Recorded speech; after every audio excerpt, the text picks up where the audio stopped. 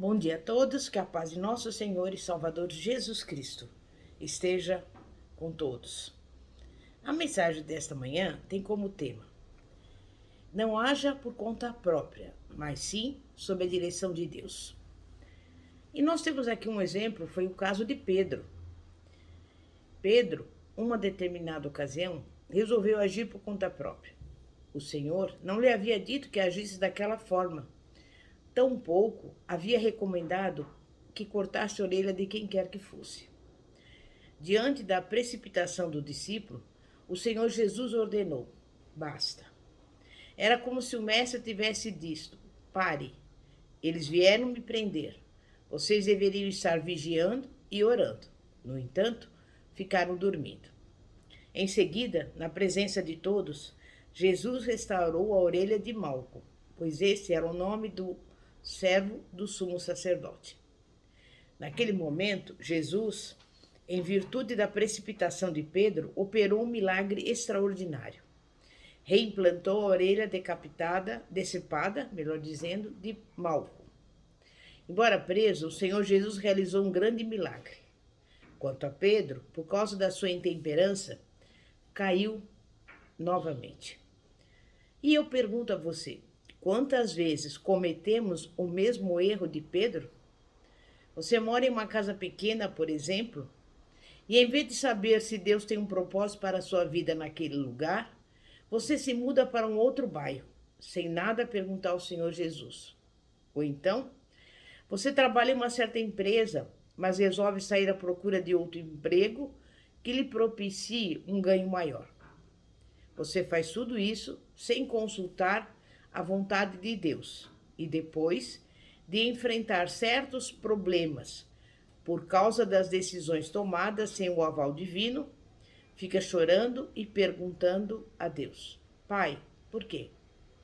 Pode ser, por exemplo, que você esteja morando em São Paulo e o Senhor Jesus queira que você permaneça nessa cidade por mais um tempo, pois Ele quer enviar uma família de Santa Catarina ou do Ceará, por exemplo, para morar perto da sua casa. Sabe por quê? Porque Ele quer que você fale de Jesus a essa família, para que possa ser salva. Não pode haver algo mais glorioso do que ganhar uma alma para o reino de Deus. Vale muito mais ganhar uma alma para Jesus do que possuir todo o ouro e toda a prata que há no mundo. Precisamos orar constantemente para sabermos a vontade de Deus. Não podemos agir por conta própria. É preciso que entreguemos nossa vida nas mãos de Deus. Não podemos continuar agindo por conta própria, eu repito. Há muitas pessoas que experimentam fracasso porque não consultam mais a vontade de Deus. Pensemos um pouquinho no caso de Pedro. Em sua precipitação, cortou a orelha do servo do sumo sacerdote, obrigando o Senhor Jesus a interferir prontamente. E se Jesus não estivesse lá, ou não tivesse operado aquele milagre, com certeza Pedro iria para a cadeia como criminoso. Assim, o seu ministério não se realizaria. O que diremos da moça que deseja se casar de qualquer maneira? De repente, surge um rapaz bonitão, que tem muito dinheiro, e ela fica impressionada com isso. Ela então casa-se com tal rapaz, mas descobre que ele é um indivíduo inescrupuloso. Se lhe perguntarmos por que se casou com tal rapaz, talvez responda: ele era o homem da minha vida. E o mesmo pode acontecer com o rapaz precipitado. É preciso orar e buscar a direção de Deus, porque o casamento é coisa séria, é definitivo.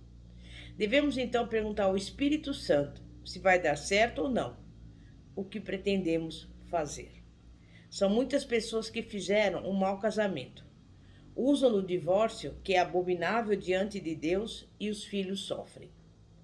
Essa situação, no entanto, poderia ser evitada, não é mesmo? Se os cônjuges tivessem consultado a vontade de Deus. É importante ver os filhos de Deus que compram, vendem, negociam e firmam contratos sem se preocuparem com a vontade de Deus. Se obtêm sucesso, consideram-se vitoriosos e espertos, mas se fracassam, ficam chateados e começam a indagar ao Senhor o porquê. Pedro, na sua autoconfiança, não orou nem vigiou. Ele não levou em conta as recomendações do Senhor Jesus. Agiu por conta própria e, por pouco, não se comprometeu irremediavelmente. A coisa mais importante a ser feita na vida, depois de aceitar o Senhor Jesus, é procurar saber a sua vontade e se submeter completamente a ela. Então, por que agir por conta própria? Quando a prisão do Senhor Jesus ocorreu, Pedro começou a segui-lo de longe. Não pode existir coisa mais triste do que fazer isso. O Senhor Jesus é para ser seguido de perto.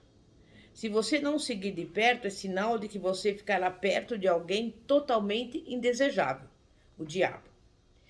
Procure hoje mesmo se aproximar de Cristo. Como Jesus estava preso, o impetuoso Pedro começou a se acovardar. Se ele tivesse seguido o mestre de perto, correria o risco de ser preso também. Cristo, por amor a nós, havia se entregado voluntariamente aos inimigos. Se ele quisesse, na ocasião, poderia ter convocado mais de 12 legiões de anjos para abater os seus molestadores. Mas não era o seu intento agir dessa forma. E Pedro deveria estar ciente dessas verdades. Não se lembrava ele, por acaso, dos grandes sinais operados pelo Mestre? Não estava ele junto ao Filho do Homem, quando esse repreendeu o mar agitado e os fortes ventos que sacudiam a pequena e frágil embarcação? Pedro não se lembrava de nada disso. Estava acovardado. Tinha vergonha do Mestre. Não queria se envolver com Jesus. E eu pergunto, quantos cristãos hoje estão agindo da mesma forma? Querem seguir Jesus, mas de longe. Acorde, meu irmão, minha irmã. Cristo tem de ser seguido de perto. Ele é a palavra de Deus. Seguir Jesus de perto é ter a sua palavra no coração. Além disso, todas as vezes que você tiver de tomar uma decisão, tome-a segundo o que lhe foi revelado sobre o assunto pela palavra. Procure ir à igreja, ler a Bíblia e ter uma comunhão íntima com o Senhor Jesus Cristo. Para que as promessas de Deus ocorram na nossa vida, temos de seguir Jesus de perto e não de longe, eu repito. Mas que coisa horrível para um seguidor de Cristo, Pedro assentou-se, como sabemos, na roda dos escarnecedores. Como fazia frio, aqueles homens fizeram uma fogueira, na qual se aqueciam. Infelizmente, Pedro também se aquecia com eles. Pedro assentou-se na roda dos escarnecedores, e essa foi mais uma queda dele. Assentar-se na roda dos escarnecedores significa comungar com os incrédulos, a sua filosofia de vida, os seus maus caminhos. E a partir daí, Pedro começou a cair violentamente. Vivemos em um mundo totalmente corrompido, não é mesmo? Não temos um único lugar nesse mundo onde podemos ir buscar orientação. Mas aquele que deseja se tornar um vencedor precisa estar ciente de que a fonte de informação e inspiração é a palavra de Deus. O seu amparo também deve ser o Senhor.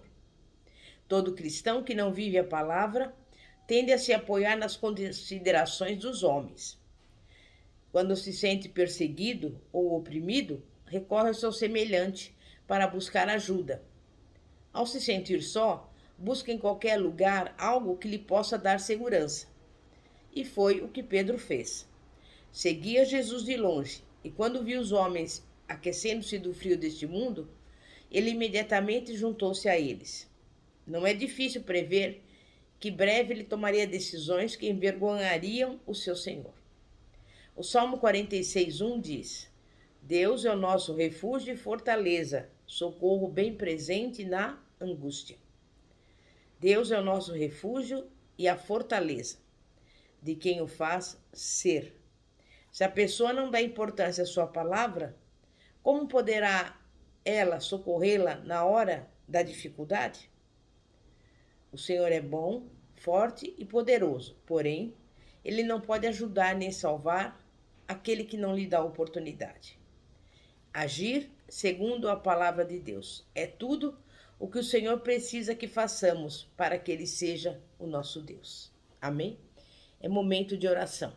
Santíssimo Deus e poderoso Pai, Pai de nosso Senhor e Salvador Jesus Cristo. Neste momento nós te louvamos, te agradecemos por mais um dia. Somente a ti toda a honra, toda a glória, todo o louvor, toda a vitória e toda a majestade.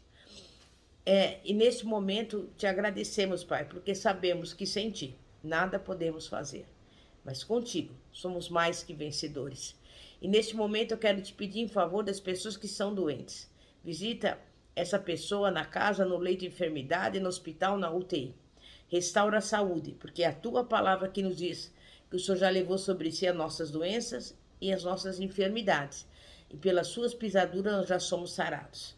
Vai ao encontro também daqueles que estão passando por fome. Envia a essa pessoa o suprimento que ela tanto necessita. Também vai ao encontro dessa casa e dessa família, repreendendo toda briga, toda contenda e toda divisão. Coloca nesse lar a união, a harmonia e a paz que excede todo entendimento e principalmente o amor do Senhor. É o que eu lhe peço e desde já te agradeço, em nome de Jesus. E antes de concluir esse vídeo, eu te convido a se inscrever no nosso canal do YouTube, Igreja Poder de Cristo, cujo símbolo é uma semente. Sabe por quê? Porque a semente representa a palavra de Deus. Pastora Fátima, da Igreja Evangélica Apostólica Poder de Cristo. Que a paz de nosso Senhor e Salvador, Jesus Cristo, esteja contigo. Glória a Deus, aleluia. Amém e graças a Deus.